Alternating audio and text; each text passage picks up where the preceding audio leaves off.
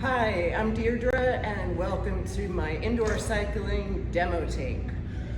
When I come in to teach a class, especially I find out whoever has not taken a class before, get their raised hand, and if they need assistance with setup, I establish that right off the bat. So the first thing I tell them to do is come over to the bike, and as far as seat height, I tell them to start with approximately hip height.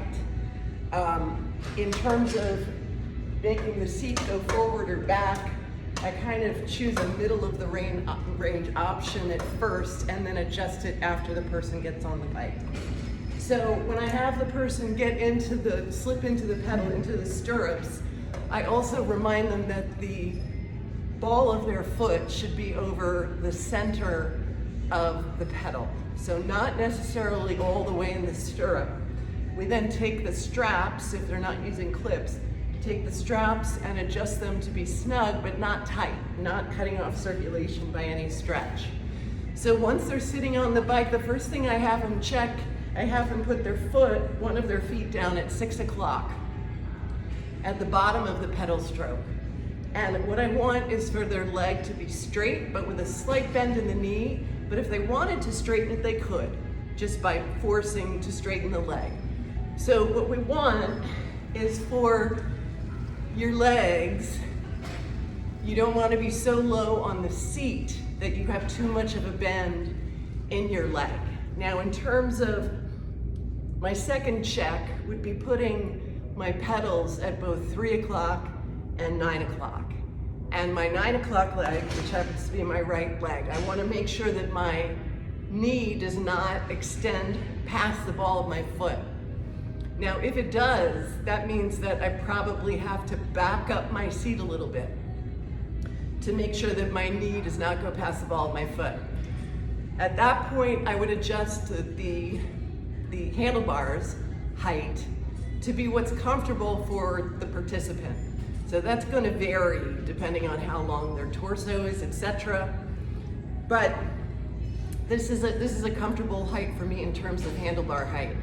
Now, first position would be either with clasped hands in the center of the handlebars or just placing your hands on the right and the left of the handlebars.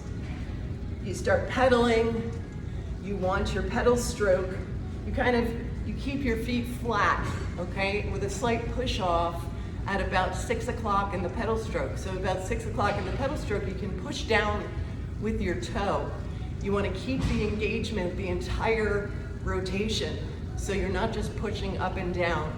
You're keeping your pedal stroke round, keeping the engagement the entire circle of the pedal stroke. Forearms should be parallel with your thighs. Shoulders should be dropped. Hips should be forward. So your back is like slightly rounded. Shoulders forward, hips forward. Slight arch in the back, not arch in the back, slight curve in the back. What we don't want is an arched back. Very light grip on the handlebars. So, first position is right here. I'm sort of just doing a very easy warm up. Usually try to get people up in heart rate after about 3 to 5 minutes after the first track or the second track of music. Now in terms of music, I don't have any playing right now. I tend to have a very eclectic mix of music that is anything from rock and roll, pop, hip hop, you name it. The one genre I don't do a lot of is techno, which is typical for a lot of spin instructors. I just don't do a lot of it. Now in this gym, it's the first time on this bike, but the resistance knob is a lever, and there's also this gauge right here where you can check your numbers, your heart rate, and your RPMs. Now in terms of RPMs, a hill is 60 to 80 rotations per minute. A flat is 80 to 110 rotations a minute. I would strongly recommend to people that they not go faster than 110 rotations per minute.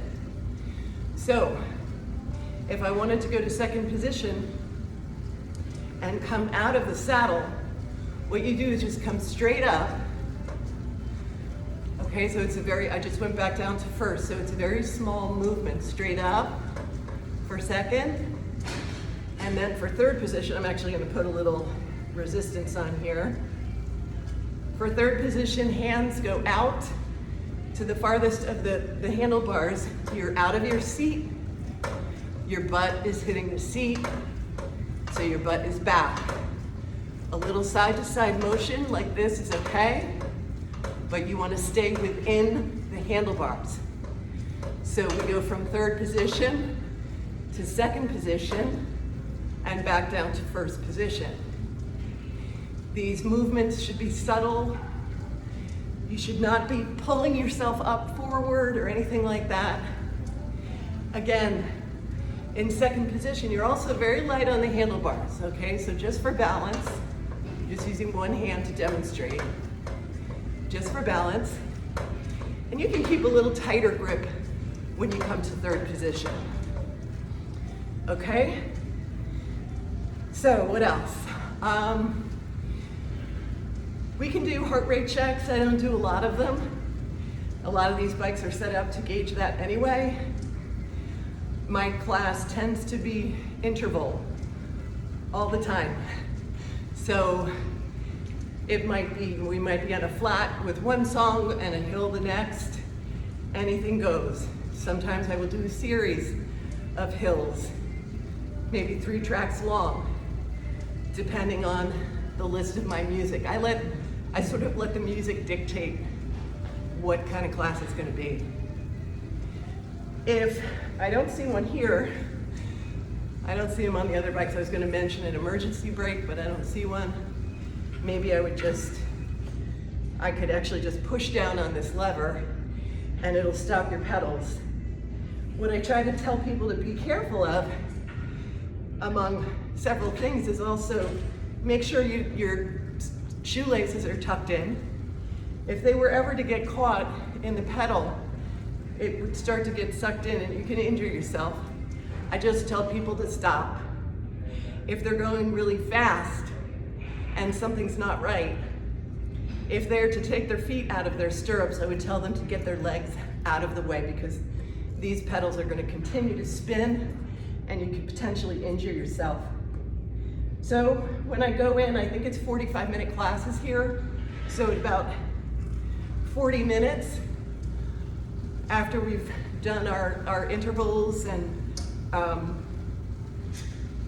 jumps and hills and flats, I would want them to bring their resistance down, keep pedaling, never want to just stop. You want your heart rate to come down nice and slow.